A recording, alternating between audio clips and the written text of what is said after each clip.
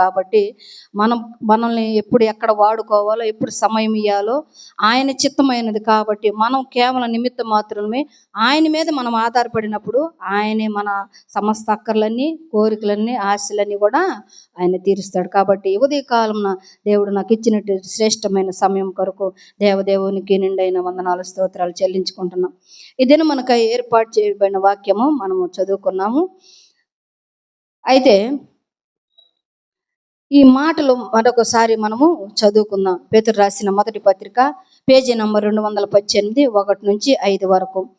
ఆ హేతువు చేతనే మీ మట్టుకు మీరు పూర్ణ జాగ్రత్త గలవారై మీ విశ్వాసమునందు సద్గుణమును, సద్గుణమునందు జ్ఞానమును, జ్ఞానమునందు ఆశానిగ్రహమును, ఆశానిగ్రహమునందు సహనమును, సహనమునందు భక్తిని, భక్తి యందు సహోదర ప్రేమను, సహోదర ప్రేమ యందు దయను అమర్చుకొనుడి.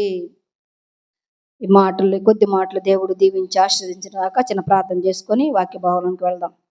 మహోన్నతుడ, మహాగణుడ, నిత్య నివాసివైన దేవా, నీ పరిశుద్ధ పాదములకు వందనాలు స్తుతులు స్తోత్రాలయ్యా. తండ్రి అయ్యా, చాలా కాలం తర్వాత తండ్రి నా ప్రభ నాకు గొప్ప అవకాశం ఇచ్చినందుకు నీకు వందనాలు. కనుక తండ్రి సమయం గడియ నీ చేతుల్లో ఉంది కనుక నన్ను నీ చేతులకు అప్పచెప్పుకుంటున్నా తండ్రి. నాలో ఏమీ లేదు నాయన, ఖాళీ పాత్ర నాయన, నీ మహిమతో నింపండి నా ప్రభా. అయ్యా, నీ శక్తిని, బలాన్ని, జ్ఞానాన్ని, నీ ఆలోచన అనుగ్రహించండి. ఇదిగో నాయన, బూదిగంధం సువార్త నాయన, అయ్యా నీ శిష్యుని పంపించేటప్పుడు మీరు ఒక మాట చెప్పారు తండ్రి. అయ్యా, మీరు వెళ్ళండి, అక్కడ ఏం మాట్లాడవలనో ఆ క్షణం మీకు అనుగ్రహిస్తానన్నావు తండ్రి. ఈ క్షణంలో ఏం మాట్లాడవాలి, ఈ మాటల ద్వారా నువ్వు నాకు అనుగ్రహించి మంచి ఆలోచన, జ్ఞానం, జ్ఞాపక శక్తిని, బలంను అనుగ్రహించి నీ నోటి బోరగా మాత్రమే వాడుకొని ఈ ఉదయ కాలం నా ద్వారా మా అందరితోటి నాయన మాట్లాడండి నాయన. వినుబుద్ధిని గ్రహించు మనసును వారందరికి అనుగ్రహించండి.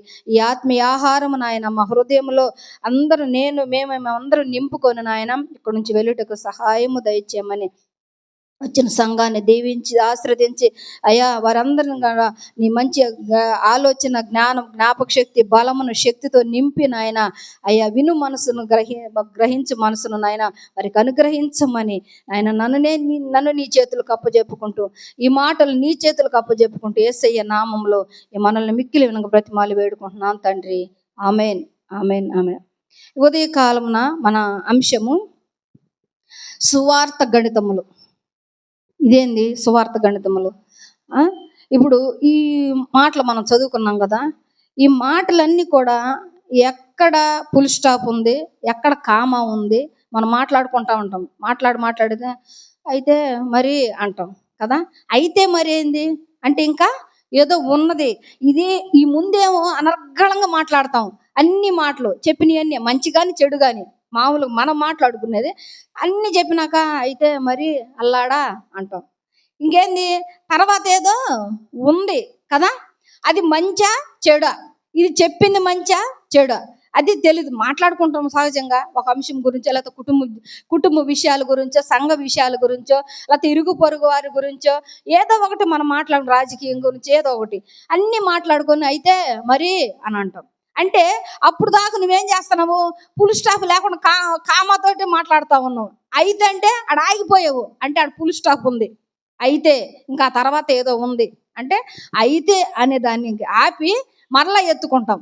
అంటే అక్కడ ఫుల్ స్టాప్ ఉంది, ఆపేమాడ. కామ కాడందుకు ఇదన్నీ కామలేని మాటలు. ఇక్కడ కూడా మనం చదివే దాంట్లో ఫుల్ స్టాపులు కామాలు ఉన్నాయి. చూస్తున్నారా? చదువుకుంటా పోతున్నారా? చెప్పండి. కామాలు ఉన్నాయి, ఫుల్ స్టాప్ ఏడుంది? చివరుంది. ప్రేమ యందు దయను అమర్చుకొనుడి కదా. మీ విశ్వాసమునందు సద్గుణమును, సద్గుణమునందు జ్ఞానమును, జ్ఞానమునందు ఆశా నిగ్రహమును, ఆశా నిగ్రహమునందు సహనమును. అన్ని కామాలు ఉన్నాయా లేదా? ఉన్నాయి కదా. ఎక్కడ ఫుల్ స్టాప్ ఉంది మనకి?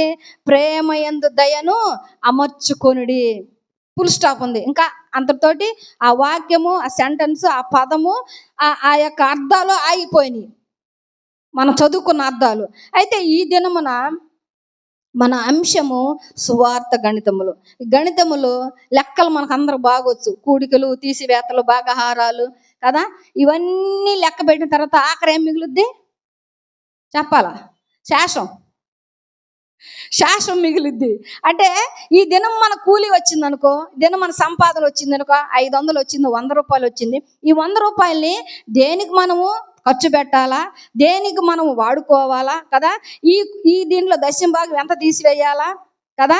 ఈ భాగాన్ని ఒక 10 రూపాయలని ఎవరికి ఎంత ఇవ్వాలా, ఆ 10 రూపాయలు 5 రూపాయలు ఎవరికి ఇవ్వాలా, 5 రూపాయలు ఇంకెవరికి ఇవ్వాలా, అంటే అప్పులు తీర్చుకోవాలా.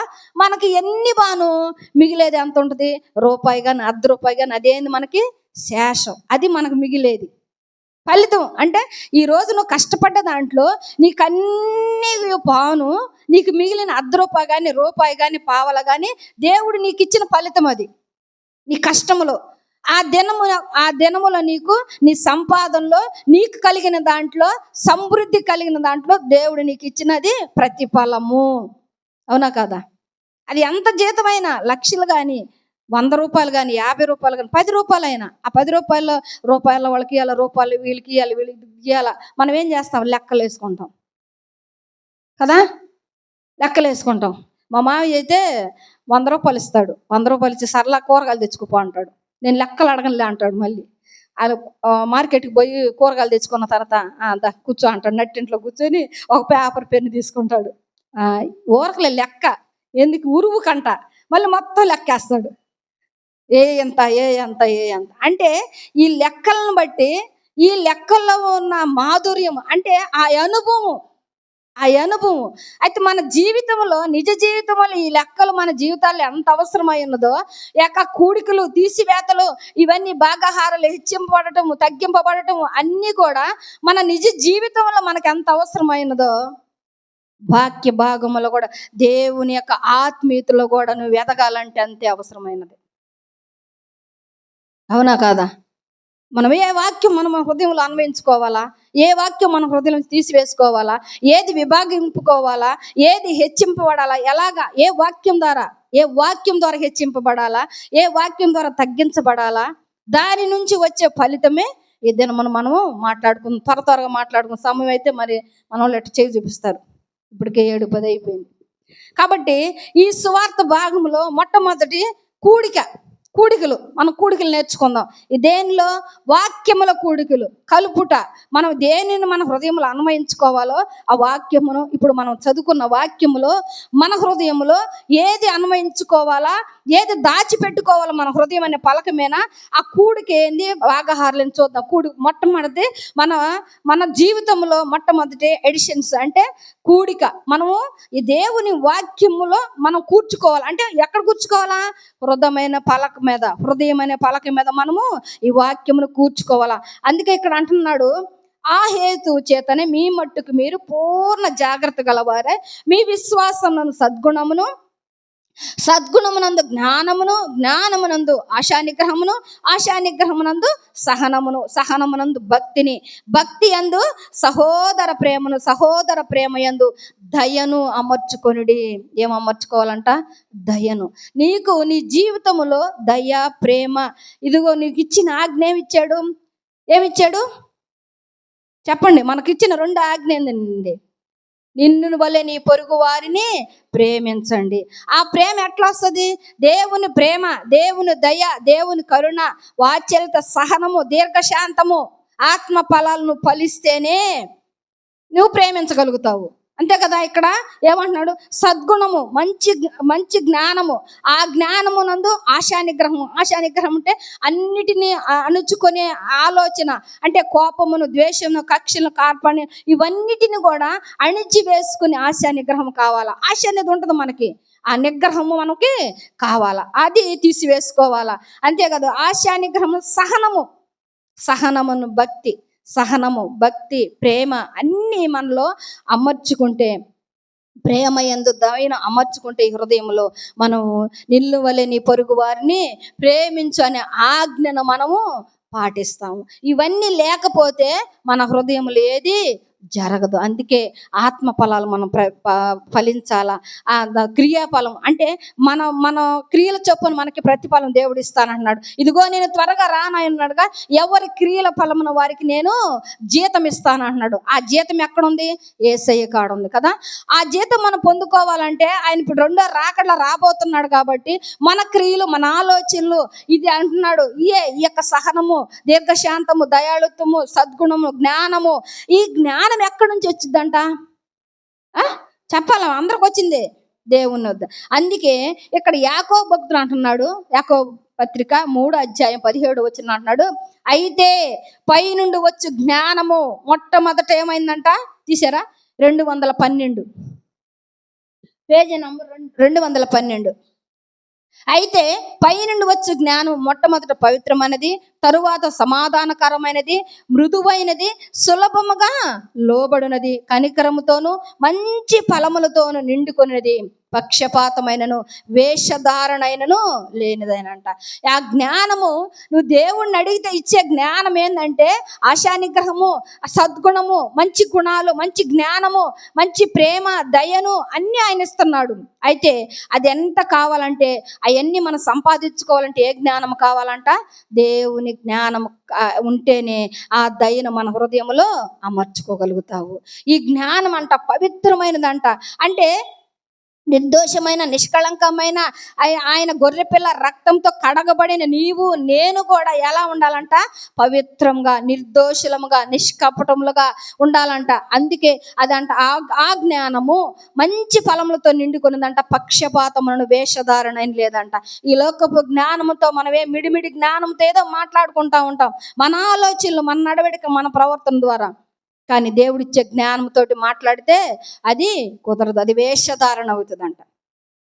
దేవుడిచ్చే జ్ఞానం మనలో ఉండి మనం లోపల ఒకటి పెట్టుకొని పైన ఒక మాట్లాడుకుంటే ఆ జ్ఞానం ఏమైందంట? వేషధారణమైన జ్ఞానం. అయితే ఆయన ఇచ్చే జ్ఞానం ఏమంటున్నాడు? పవిత్రమైనది అంటున్నాడు. పైనుండి వచ్చే జ్ఞానము పవిత్రమైనది, సమాధానకరమైనదంట. చాలా ఈ రెండు. ఈ లోకంలోకి ఆయన సమాధానకర్తగా వచ్చాడు కదా ఆయన కదా. సమాధానకర్త, అధిపతిగా వచ్చాడు ఈ లోకంలో. ఆయన రక్షకుడు రాబోతున్నాడు ఈ లోకానికి. ఎలాగా? సమాధానకర్తగా రాబోతున్నాడు. కాబట్టి ఆ సమాధానకర్తగా మరి బిడ్డలమైన మనము, వారసులమైన మనము ఏం చేయాలంటే మనము మంచి జ్ఞానం మనం సంపాదించుకోవాలా, పవిత్రంగా ఉండాలి, నిష్కలంకములుగా, నిర్దోషులుగా మనము ఉండాలంట. అందుకే అంటున్నాడు ఇక్కడ 3:14-15 కూడా ఇక్కడ అంటున్నాడు, అయితే ఈ జ్ఞానము దేవుని జ్ఞానం అయితే ఇది మనకి మంచిది. మరి ఇంకో జ్ఞానం ఉంది ఇక్కడ చూడండి, 14-15 చదువు. మీలో జ్ఞాన వివేకములు గలవాడెవడు? వాడు జ్ఞానంతో కూడిన సాత్వికం గలవాడై తన యోగ్య ప్రవర్తన వలన తన క్రియలను కనపరచవలను. ఎవడంట? జ్ఞాన వివేకములు గలవాడు ఎవడునూ లేడు కదా. కానీ దేవుడిచ్చే జ్ఞానము, వాడు జ్ఞానంతో కూడిన వాడైతే సాత్వికం గలవాడై తన యోగ్య ప్రవర్తన వలన తన క్రియల వలన కనపరచును. ఆ క్రియల వలన కనపరిచేవాడి జ్ఞానం ఎలాదంటదంట? దేవుడిచ్చే జ్ఞానం. అయితే ఇక్కడ అంటున్నాడు 14 మళ్ళీ చూడు, అక్కడ తన క్రియలను కనపరచవలెను. ఫుల్ స్టాప్ ఉంది అక్కడ. మళ్ళీ అంటున్నాడు 14 అయితే, అంటే దేవుడిచ్చే జ్ఞానము గలవాడు సాత్వికుడైతే, దీన మనసు గలవాడైతే, వాడు యోగ్య ప్రవర్తన, మంచి ప్రవర్తన గలవాడైతే మిగతా వాళ్ళు ఎవరు? ఇంకొకళ్ళు ఉన్నారు అక్కడ చూద్దాం. అయితే మీ హృదయములలో సహింప అలవి కాని మత్సరమును, వివాదమును ఉంచుకొనిన వారైతే అతిశయపడవద్దు, సత్యమునకు విరోధముగా అబద్ధమాడవద్దు. ఈ జ్ఞానము పైనుండి వచ్చినది కాక భూ సంబంధమైనది, ప్రకృతి సంబంధమైనది, ఇంకోటి ఏమంటే దెయ్యముల జ్ఞానము వంటిదినై ఉన్నది. కాబట్టి అది మత్సరముతో కూడింది. ఈ లోక జ్ఞానం మత్సరముతో కూడుకొనేది, అబద్ధం ఆడేదంట, సత్యమునకు విరోధంగా ఉండేదంట. తనకు తాను అతిశయించుకుంటున్నాడు.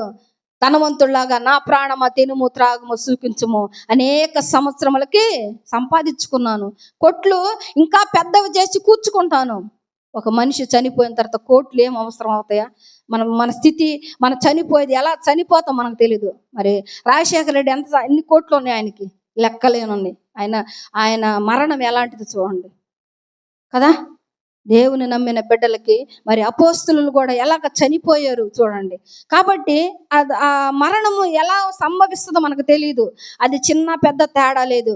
ఆయన మన దినములు ఆయన గ్రంథములు ఎలా లిఖింపబడినదో ఆ రీతిగానే జరుగుద్ది. ఇదిగో అంటున్నాడు ప్రసంగి గ్రంథములో, ఒకడు లోకమంతా సంపాదించుకొని వాడి చనిపోయిన తర్వాత వాడు సమాధి సరిగా చేయకపోతే వాడు మరణించింది కూడా, సంపాదించుకున్నది కూడా వ్యర్థమేనంట.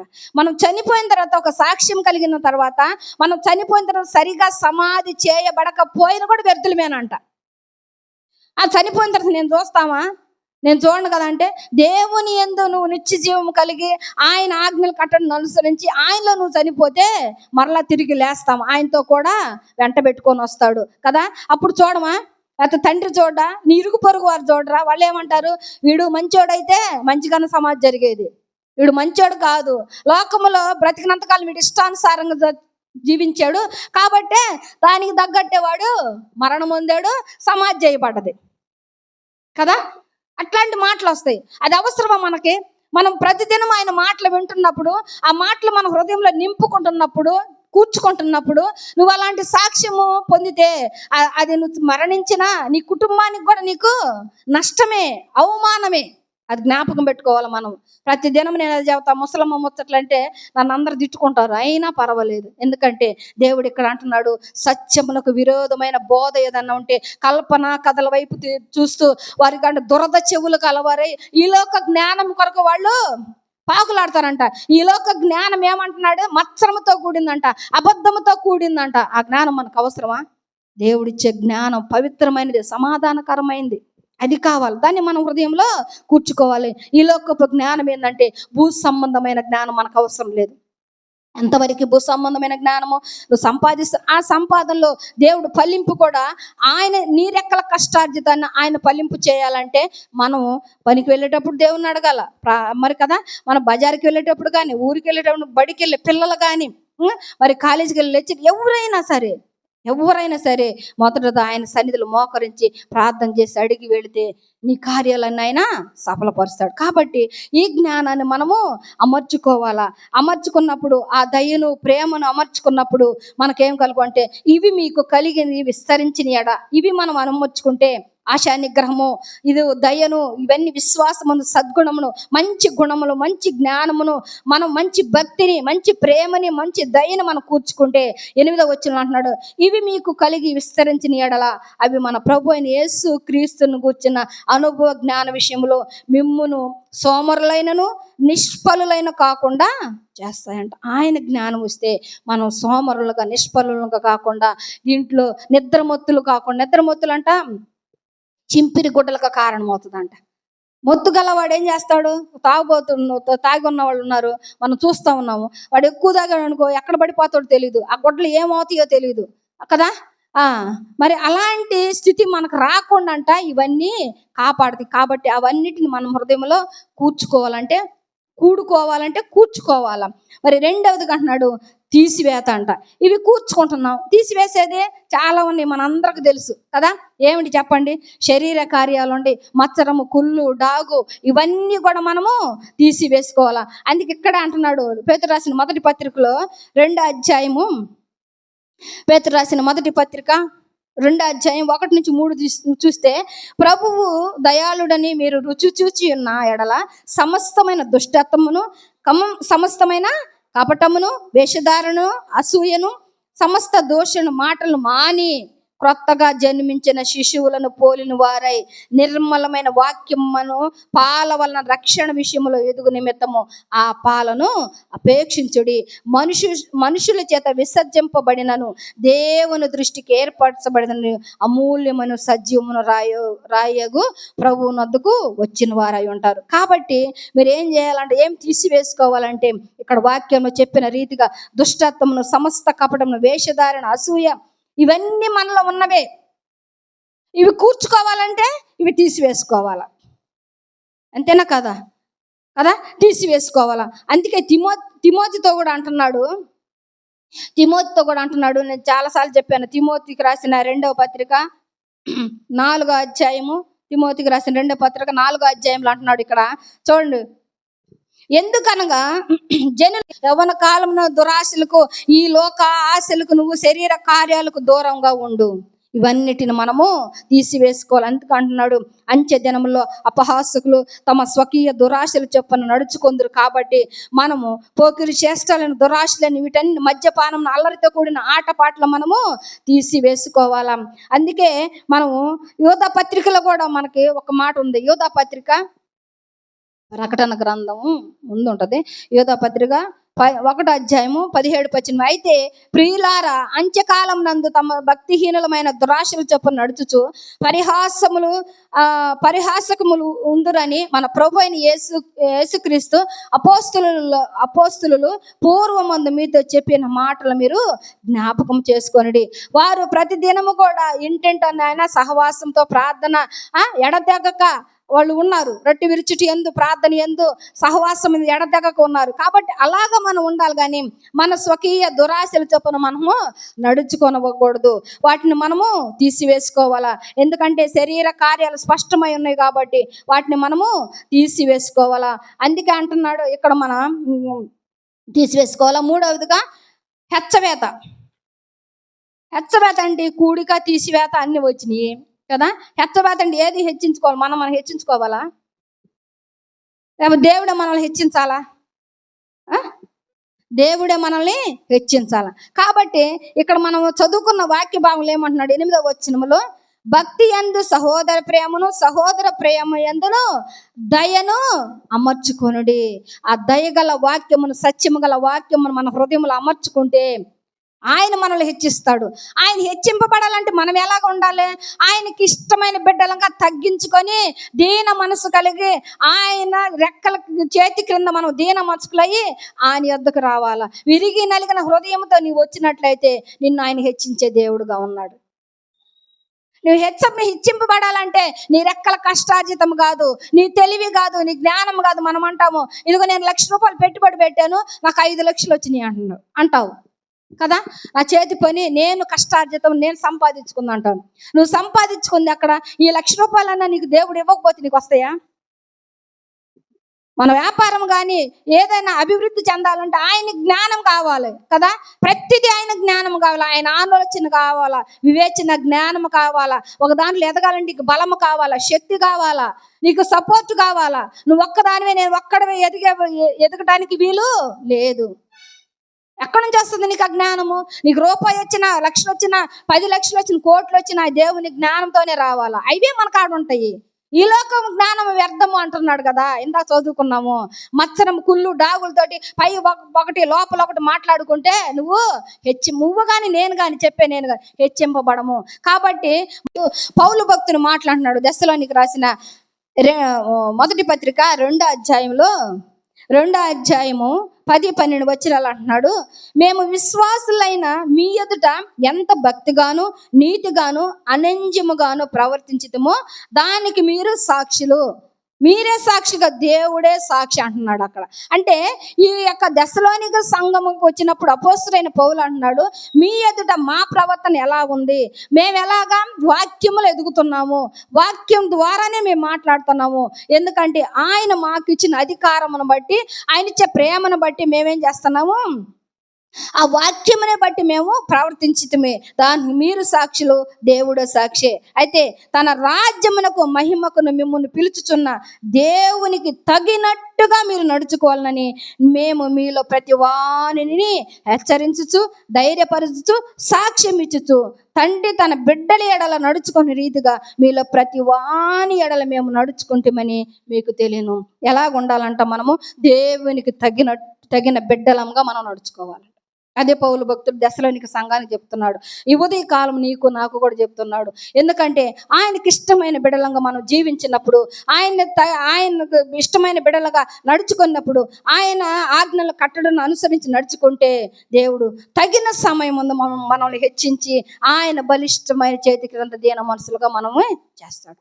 పేతురు రాసిన మొదటి పత్రిక 5:6 అంటది కదా, దీనుల్ని ఎదిరిస్తే కృప అనుగ్రహిస్తాడంట. దేవుడు తగిన సమయం మందు మనల్ని హెచ్చించే దేవుడుగా ఉన్నాడు. ఎందుకంటే నువ్వు ఆయన ఇష్టమైన బిడ్డగా కుమార్తెగా కుమారుడుగా ఆయన రక్తం ద్వారా నిన్ను నన్ను కనినప్పుడు, ఆయనకి ఇష్టమైన బిడ్డలంగా మనము ఉన్నప్పుడు, ఆయన తగిన సమయం మందు ఆయన మనల్ని హెచ్చించే దేవుడుగా ఉన్నాడు. అంతేకాకుండా ఎఫెసీయులకు రాసిన మొదటి పత్రిక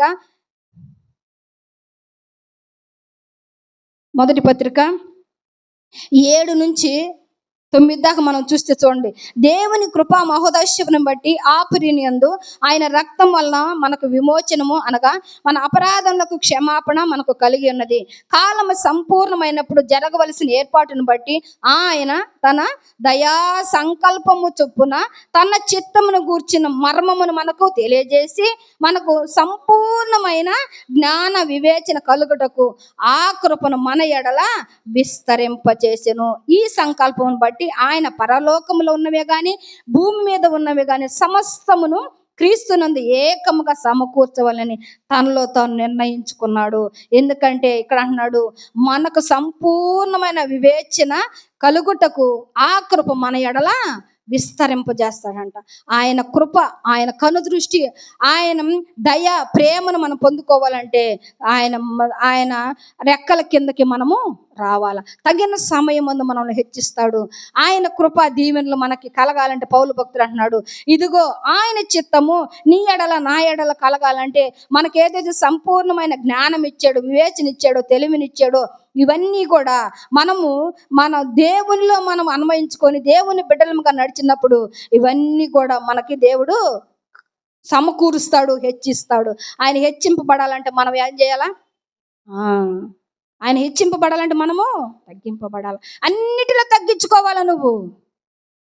మాటలో, చేతల్లో, మనసులో, నడవడికలో, ప్రవర్తనలో, సేవలో, ఏ సేవ అయినా టీలిస్తే తప్పుందా? టీ ట్రేలు మోస్తే తప్పుందా? కుర్చీలు వేస్తే తప్పుందా? చాపలు వేస్తే తప్పుందా? మీకు ఇంకో విషయం తెలుసా? ఇక్కడ చెప్పి వాక్యం చెప్పేవాళ్ళకంటే ఈ పరిచర్య చేసేవాళ్ళే ఫలాలు పొందుకుంటారు. అది జ్ఞాపకం పెట్టుకోండి.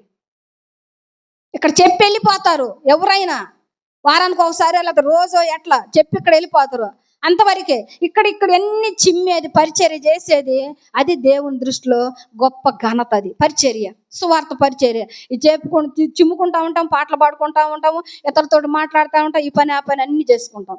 ఇక్కడ నిలబడితే ఒకే పని, ఇక్కడ చెప్పడమే పని కదా, దేవుని సువార్త ప్రకటించడమే పని. కానీ మనం కింద దిగితే ఇవన్నీ మనం ఏం పనులు? దేవుని పనులు. అదే తగ్గింపు స్వభావం. నేను టీ ఎందుకు ఇవ్వాలా? కుర్చీలు ఎందుకు చేయాలా? ఎందుకు చిమ్మాలా? నేనే ఎందుకు చిమ్మాలా? నేనే ఎందుకు చాపలు వేయాలంటే తగ్గింపు లేకపోతే నిన్ను హెచ్చించడు దేవుడు, హెచ్చించడు దేవుడు కదా. కాబట్టి తగిన సమయం ముందు ఆయన మనల్ని హెచ్చించాలంటే ఆయన రెక్కల నీడ కింద దీన మనసులుగా మనం ఉండాలా. తగ్గింపు స్వభావం నీలో నాలో ఉన్నట్లయితే మనల్ని హెచ్చిస్తాడు ఆయన. 4వదిగా అంటున్నాడు భాగహారం, డివిజన్స్, భాగహారాలు. ఈ బాగా తెలుసు మనకి కదా. ఒక 100 రూపాయలు ఉన్నాయి అనుకో, ఈ 100 రూపాయల్లో ఎవరికి ఎంత ఇవ్వాలా, వీళ్ళకి ఎంత ఇవ్వాలా, వాళ్ళకి ఎంత ఇవ్వాలా, ఈ భాగాహారాలు మొత్తం మనకు తెలుసు, ఈ కూడికలు తీసివేతలు కదా. కాబట్టి అయితే నీవు నిజ జీవితంలో భూ సంబంధమైన వాటిని నువ్వు అంటున్నావు కదా. కానీ పౌలు భక్తుడు అంటున్నాడు, కొరింథీ సంఘముతో అంటున్నాడు, కొరింథీయులకు రాసిన 2వ పత్రిక 6వ అధ్యాయంలో ఇక్కడ ఒక చక్క వివరణ ఇస్తున్నాడు. 6వ అధ్యాయం 14 నుంచి 18 దాకా మనం చూసినట్లయితే చివరి దాకా, మీరు అవిశ్వాసులతో జోడిగా ఉండకూడదు. జాగ్రత్తగా గమనించండి ఈ మాటలు. నీతికి దుర్నీతితో సాంగత్యము, వెలుగునకు చీకటితో ఏమి పొత్తు, క్రీస్తునకు బెలయాలితో ఏమి సంబంధము, అవిశ్వాసితో విశ్వాసికి పాలు ఎక్కడ. ఎన్ని వచ్చినాయి ఆడ చెప్పండి. విశ్వాసులకి అవిశ్వాసులకి, నీతికి దుర్నీతికి కదా, వెలుగుకి చీకటికి కదా, క్రీస్తునకు బెలయాలకి. అంటే ఇహలోకంతో సహవాసం చేసేవారికి ఏమన్నా సాంగత్యం ఉందా? ఇట్లా మనం ఏది అంటే విభాగించుకోవాలా? డివిజన్స్ అంటే భాగించటం. ఏం భాగించుకోవాలి ఈ వాక్యంలో చెప్పండి. మనలో ముందు హెచ్చవేతలు తీసాం, కూడికలు తీసాం, తీసివేతలు తీసాం. ఇవన్నిటిని కావాలంటే వీటన్నిటిని ఏం విభాగించుకోవాలా ఈ వాక్యంలో? చదివారుగా ఇప్పుడు, చెప్పండి. జీకే క్వశ్చన్ అనుకో, చెప్పండి. నీతిన దుర్నీతిన, విశ్వాసమున అవిశ్వాసమున, వెలుగున చీకటిన, క్రీస్తున లోకమున. అదొక్కటి చెప్పారబ్బా, క్రీస్తుని. ఆ ముందు విశ్వాసంలో బలపడాలా కదా, దుర్నీతిని తీసుకువేసి నీతికి దాసులము కావాలా, మరి చీకటిని పారదోలి క్రీస్తుని కలిగి వెలుగులోకి నడవాలా కదా. క్రీస్తుకి బెలియాలకి అంటే క్రీస్తునకు లోకముతో సంబంధం ఉందంటే మనకు లోకముతో సంబంధము లేనే లేదు. ఇవన్నీ కూడా నా వలన కలిగి కాదంట, మనం క్రీస్తునే పట్టుకోవాలా. క్రీస్తునందు విశ్వాసం ఉంచువాడు నిత్య జీవము గలవాడు, వాడు తీర్పులోని రాక మరణం నుండి జీవములోనికి దాటి ఉన్నాడని మీకు నిశ్చయంగా చెప్తానని అంటాడు. నిశ్చయత కావాలి మనకి. ఎప్పుడు నీ హృదయంలో నీ ఆలోచనలో విభాగించుకోవాలా, వాక్యములు చూసుకోవాలా. ముందు మనం చెప్పుకున్నాం ఇందాక కదా, అంచె దినములు అపాయకరమైన దినములు వస్తాయి తిమోతి. వీటన్నిటికి లోక మాటలకి, ముసలమ్మ ముచ్చట్లకి, లోక సంబంధం వాటికి అన్నిటికీ నువ్వు విరోధముగా ఉండు. అటన్నిటిని మనం తీసివేసుకోవాలా, విభాగించుకోవాలా. అందుకే అంటున్నాడు. మరి సామెతల గ్రంథంలో కూడా మన సొలొమోను భక్తుడు అంటున్నాడు, దుర్మార్గుడు నీతిమంతులకి హేయుడు అంట, మరి యథార్థవంతుడు భక్తిహీనులకి హేయుడు అంట. దుర్మార్గులు నీతిమంతులకి హేయులు. అంటే మనం దేవుని యందు భయభక్తి కలిగి ఆయన రెక్కల నీడ కింద ఆయన వాక్యం అనుసరించి ఆయన కట్టడంలో ఆయన దేవుని మార్గాలు నడిచే వాళ్ళకి మనకి ఏం చేస్తావు? దుర్మార్గులు అంటే భక్తిహీనులు. దుర్మార్గులు అంటే ఎవరో కాదు, అదా మాట పొల్లుపోతేనే దుర్మార్గం కదా. వీడేం ఇంత దుర్మార్గం మాట్లాడుతున్నాడు అంటాం కదా. అంటే అక్కడ నీతి ఉంది. నీతినికి వాడు ఏం చేస్తున్నాడంటే నీతికి వ్యతిరేకంగా మాట్లాడుతున్నాడు, మంచికి చెడుకు వ్యతిరేకంగా మంచికి వ్యతిరేకంగా చెడు మాట్లాడుతున్నవాడు. అంటే వాడికి తెలుసు, ఎంతో కొంత తెలిసి కూడా వీడేంది ఇట్లా మాట్లాడుతున్నాడు అంటే ఏమంటారంటే అంత తెలిసిన వాళ్ళకని చెప్పొచ్చు అంట, తెలియని వాళ్ళకని చెప్పొచ్చు అంట. తెలియని వాళ్ళకి చెప్పలేం. నిద్రపోయే వాళ్ళని లేపొచ్చు అంట, కానీ లేకపోతే నిద్ర రాకపోతే అయ్యా నిద్రపోయాను అనవచ్చు అంట. కానీ వాళ్ళు ఎట్టిట్టంటారు చూడు, నటించే వాళ్ళని మనము లేపలేము. కాబట్టి నీ హృదయంలో నా హృదయంలో నువ్వు వేరు చేసుకోవాల్సినవి ఏవి, తీసివేసుకోవాల్సినవి ఏవి, తగ్గించుకోవాల్సినవి ఏవి, కూర్చుకోవాల్సినవి ఏవి, నీ వాక్యంలో అనుదిన వాక్యం చదువుతుంటే ఇవన్నీ అర్థమవుతాయి. మన అనుదిన వాక్యం చదవకపోతే ఏవి అర్థం కావు. నేను మా స్త్రీల సమాజంలో ఆదివారం మా ప్రెసిడెంట్ గారు అంత అయిపోయినాక మీకు ఒక జీకే క్వశ్చన్లు 5 అడుగుతాను, చెప్పండి. ఎవరు చెప్తే వాళ్ళకి పెన్నులు ఇస్తాను, ప్రైజులు తెచ్చింది. ఆ మారం అట్ట చేసిద్ది. అడుగుతుంది, క్రీస్తు చేసిన మొదటి అద్భుతం కాక రెండో అద్భుతం ఏంది? మొదటి అద్భుతం అయితే కానాని విందులో నీళ్ళన్న ద్రాక్షారసం అందరు చేతులు ఎత్తారు. అది కాదమ్మా, రెండో చెప్పమంటే ఎవరిని చెప్పలేకపోయా. అనుదినం చదువుతున్నా, నేను కూడా చెప్పలా, అనుదినం చదువుతున్నావు కానీ మనకి గుర్తురావు. అట్లా 5 ప్రశ్నలు వేశారు, మధ్యలో ఒకటి చెప్పా, ఒక ప్రైజ్ వచ్చింది. ఏ క్విజ్ పెట్టినా ఒక ప్రైజు, దేవుడు జ్ఞానంతో ఒక ప్రైజ్ తీసుకుంటానే ఉంటా. ఎందుకంటే మనం అనుదినము చదువుతుంటే ఒకటి కాకపోయిన ఒకటి ఆయన ఆలోచన మనకి, జ్ఞానాన్ని మనకి ఆయన ఇస్తాడు. కాబట్టి వీటిని తీసివేసుకోవాలని పౌలు భక్తుడు చెప్తూ ఉన్నాడు. అదేవిధంగా ఎఫెసీయులకు రాసిన పత్రిక 5వ అధ్యాయంలో కూడా త్వరగా టైం అయిపోయింది. ఎఫెసీయులకు రాసిన పత్రిక 5వ అధ్యాయము 6 నుంచి చూడండి. వ్యర్థమైన మాట వలన ఎవడను మిమ్మల్ని మోసపరచకునీయుడి ఇట్టి క్రియల వలన దేవుని ఉగ్రత అవిధేయులైన వారి మీదకి వచ్చును కనుక మీరు అట్టి వారితో పాలివారై ఉండకుడి అంటున్నాడు. ఇంకా చెప్తున్నాడు చూడండి, మీరు పూర్వమందు చీకటి అయి ఉంటిరి, ఇప్పుడైతే ఎక్కడున్నారంట? వెలుగై ఉన్నారు. వెలుగు ఫలము సమస్త విధములైన మంచితనమును, నీతి, సత్యమును వాటిలో కనబడుతున్నది. కనుక ప్రభువుకి ఏది ప్రీతికరమైనది దానిని పరీక్షించుచు వెలుగు సంబంధుల వలె నడుచుకోండి. నిష్ఫలమైన అంధకార క్రియలో పాలువారై ఉండక వాటిని ఖండించుడు అంటున్నాడు కదా.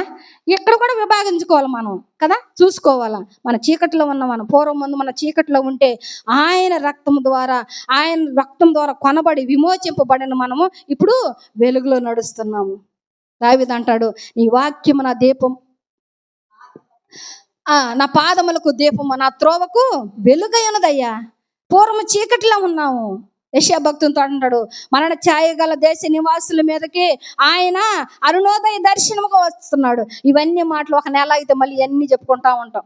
నవంబర్ నెల మొదలైందంటే డిసెంబర్ చివరి దాకా చెప్పుకుంటానే ఉంటాం వాక్యాలు. కాబట్టి మనం వెలుగు సంబంధము చీకటి సంబంధము కాదు. అక్కడ అంటాడు, నిష్ఫలమైన అంధకార క్రియల్లో పాలువారై ఉండక వాటిని ఖండించుడి. మీరు వెలుగు సంబంధులు, చీకటి సంబంధులు గారు. మీరు పై వాటిని వెతకాలి కానీ భూ సంబంధమైన వాటిని వెతకూడి.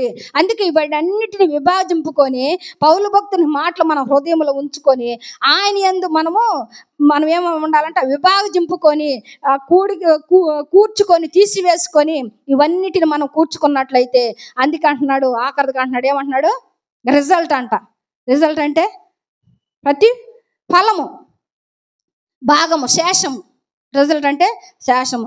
ఒక కూడిక ఒక తీసివేత చేసిన తర్వాత కిందకు వచ్చేసరికి ఏమి రావాలంట, 0 శేషం రావాలంట. లేకపోతే ఒక్కోసారి 1 వస్తుంది, ఒక్కోసారి 2 వస్తుంది. ఆ భాగ్యంలో భాగిస్తే కదా, ఈ చెవులో వచ్చిందే శేషం. అది మనకి ఫలితం. ఈ ఫలితము మనం పొందాలంటే పై వాటన్నిటి మనం జ్ఞాపకం చేసుకోవాలా. అందుకంటున్న రిజల్ట్ అంటే ఇక్కడ పేతురు రాసిన మొదటి పత్రిక ఇప్పుడు మనం చదువుకున్న వాక్య భాగంలో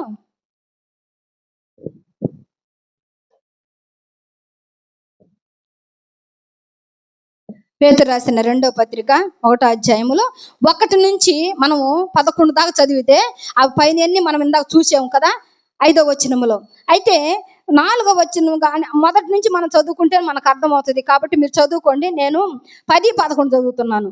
చూడండి అమ్మా, 11వ వచనం నుంచి చదువుతున్నాం. మనకి ఎందుకంటే ఫలితం కావాలి. మన పైనన్నిటిని కూర్చుకుంటే ఏంది, విశ్వాసము, సద్గుణము, ఆశ, నిగ్రహము, దేవుని యందు భయభక్తులు, సహోదరి ప్రేమ, ఇవన్నీ కలిగి ఉంటే మనకేమొస్తుందంట. చూడండి 11వ వచనం అంటున్నాడు, మీరిట్టి క్రియలు చేయువారైతే ఎప్పుడునూ తొట్టిల్లరు, అలాగున్న మన ప్రభువును రక్షకుడునైన యేసుక్రీస్తు యొక్క నిత్య రాజ్యముల ప్రవేశము మీకు ఏందంట. అది ఇప్పుడు చెప్పుకొని అన్ని ఫలితం ఏంటంటే ఇది శేషం, ఇది రావాలి మనకి, సమృద్ధిగా మనకి దొరకాలంట.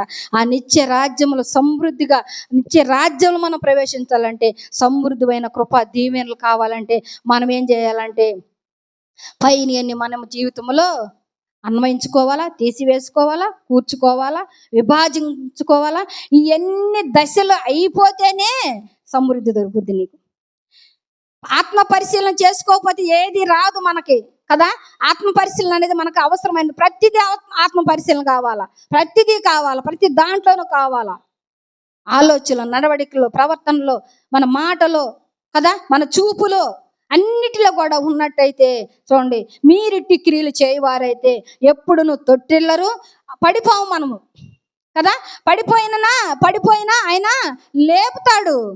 పడిపోయినా ఒకవేళ ఇప్పుడు మనకు అనారోగ్యంగా ఉంది, మనం ఒక పూట ఒక రోజు మన దేవునికి ప్రార్థన చేయము, ఎందుకంటే మన బలహీనత వల్ల. తర్వాత ఏం చేస్తాం, లేచి అయ్యా ఇది కాదయ్యా, నాకు సంపూర్ణ స్వస్థత విడుదల అయ్యా అని చెప్పి ప్రార్థన చేసుకుంటాం కదా. లేపుతాడా లేదా? లేపుతాడు. నేను శనివారం రాత్రి 10 గంటలకి ఊరి నుంచి వస్తే ఆ రాత్రి అంతా కూడా బాగలేదు నాకు. అయినా కూడా తెల్లవారి ఆదివారం అంటే వారం రోజులు పోగొట్టుకున్నాను కాబట్టి లేచి దేవుని సన్నిధికి వెళ్ళాలా వద్దా, లేచాను, మళ్ళీ పండుకున్నాను, మళ్ళీ లేచి ఇట్ట కాదని చెప్పి లేచి మళ్ళీ ప్రార్థన చేసుకొని, అయ్యా నువ్వే బలము శక్తిని అయ్యా నడిపించయ్యా అని చాలా దినముల తర్వాత నాయన నీ సన్నిధికి వెళ్ళాలని ఆశపడుతున్నాను ప్రార్థన చేసుకుంటే ఆదివారం ఉదయం వచ్చా. మళ్ళీ ఆదివారం రాత్రికి మళ్ళీ మోషన్స్, కడుపులో నొప్పి, చాలా భయంకరంగా ఉంది. అయినా కూడా మళ్ళీ లేచి నిన్న ఉదయాన్న మళ్ళీ దేవుణ్ణి అడుక్కున్నా, మళ్ళీ వచ్చా నేను. అంటే మనం ఎన్నిసార్లు పడిపోయినా లేపుతాడంటే ఊరక లేపడం. ఆయన యందు భయభక్తులు కలిగి భక్తి పరులమని కాదు, కానీ మనం అడగాల. అడగని ఎవరేమి ఇవ్వరు కదా. అడగాల. అడిగినప్పుడు మనం తొట్టిల్లకుండా ఆయన లేపుతాడు. మన ప్రభువును రక్షకుడు యేసుక్రీస్తు యొక్క నిత్య రాజ్యముల ప్రవేశం మనకి సహోదరు. అందుకే బ్రతుకుట క్రీస్తే చావు అయితే లాభం అని పౌలు భక్తుడు అంటున్నాడు. ఎందుకు ఆ లాభం అంటే, నేను చాలాసార్లు ఇది నా బలిష్టమైన మాట, ఇష్టమైన మాట. బ్రతుకుట క్రీస్తే చావు అయితే లాభము. బ్రతికితే ఏం లాభం నీకు? మన బ్రతుకు ఆయాసము దుఃఖమే. 70-80 సంవత్సరాలు బతికినా కానీ మనం చనిపోయిన తర్వాత క్రీస్తులో ఉండి చనిపోతే నీకు నిత్య రాజ్యమే. కాబట్టి ఈ వీటన్నిటిని మనం తీసివేసుకుంటే, మొదటి మాటలో దేవుని వాక్యమును మనం మన జీవితంలో అన్వయించుకోవాలా, అమర్చుకోవాలా. రెండవదిగా చూస్తే, మనం ఏది మనలో ఉండి తీసివేసుకోవాలో శరీర కార్యాలు, కాబట్టి లోక దురాశలు ఎన్నిటిని మనము తీసివేసుకోవాలా. మూడో మాటలో మనం చూస్తే, దేవునిలో మనం హెచ్చింపబడాలంటే మనము దేవునికి ఇష్టమైన బిడ్డలుగా ఉండి తగ్గించబడాల ముందు కదా. మరి నాలుగవది చూస్తే, ఏది మన జీవితంలో మంచో ఏది చెడో అది మనం మన జీవితంలో నేర్చుకోవాలంటే పైనుండి వచ్చే జ్ఞానం కావాలా. ఆ జ్ఞానం కావాలంటే దేవుణ్ణి అడగాల. కాబట్టి ఆ జ్ఞానంతో మన జీవితాలు మనం కట్టుకున్నట్టయితే మనకు దేవుడు ఏం చేస్తారంటే ఈ ఫలితాన్ని మనకు అనుగ్రహిస్తాడు కదా. ఆ ఫలితం మనం పొందుకోవాలంటే, నీవు నేను ఆ నిత్య రాజ్య ప్రవేశం కావాలంటే సమృద్ధిగా, అంటే మన పేర్లు ఏడుండాలా? జీవ గ్రంథంలో ఉండాలా. జీవ గ్రంథంలో ఉండాల. ఆ జీవ గ్రంథంలో మన పేరు కొరకు, మన పేరు, మన కుటుంబాలు, మన బిడ్డలు, మన భర్త బిడ్డలు, వారి పేరు, మన కుటుంబ సభ్యుల పేరు కొరకు మనం ప్రాకులాడాలి. ఎందుకంటే ఎంతసేపటికి ఆడవాళ్ళు వస్తారు కానీ మగవాళ్ళు రారు కదా. కాబట్టి మన కుటుంబ బాధ్యత మన మీద దేవుడు మనకు భారం పెట్టాడు. కాబట్టి మనమే ప్రార్థన చేయాలా, మనమే పట్టుదల కలిగి ప్రార్థన చేయాలా. అయ్యా, నేను మారటమే కాదు, నా పేరు జీవ గ్రంథంలో ఉండటమే కాదు, కానీ నా భర్త పేరు, నా బిడ్డల పేరు, నా కుటుంబ సభ్యుల పేర్లు అందరూ కూడా ఆ నిత్య రాజ్యంలో ఉంటే, ఆ నిత్య రాజ్య ప్రవేశం మనకు దొరికితే సమృద్ధి దీవెనలు మనకి దేవుడు అనుగ్రహిస్తాడు. కాబట్టి ఆ రాజ్యం కొరకు నీవు నేను సిద్ధపడాలని ఈ ఉదయ కాలంన ఈ యొక్క సువార్త గణితముల ద్వారా దేవుడు నన్ను హెచ్చరిస్తూ ఉన్నాడు. దేవుడి కొద్ది మాటలు దీవించి ఆశీర్వదించును గాక.